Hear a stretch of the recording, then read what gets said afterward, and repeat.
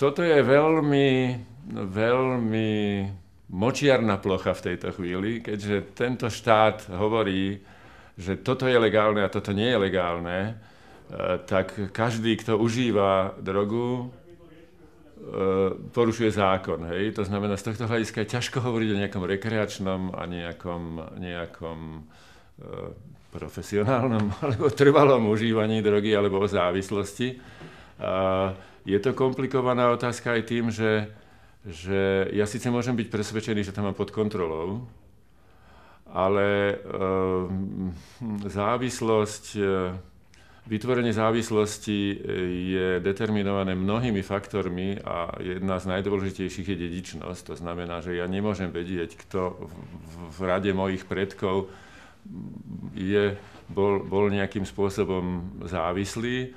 A tá závislosť, ten mechanizmus ja môžem mať zdedený alebo môžem ho zakodovaný vo svojej genetickej informácii a tým pádom niekedy stačí 1-2 krát užiť a proste tá závislosť sa rozbalí. A to nikto dopredu nevie, hej, aká je moja ochota stať sa závislým. Preto si myslím, že experimentovanie s drogou z akokoľvek je veľmi, veľmi riskantné. A keď sa pýtate na to, že ako im to vysvetľujeme, no nevysvetľujem to, my im to hovoríme, že keď spravíš toto sa môže stať. To znamená, ja som presvedčený o tom, že človek sa sám musí rozhodnúť, či to urobí alebo neurobí nakoniec.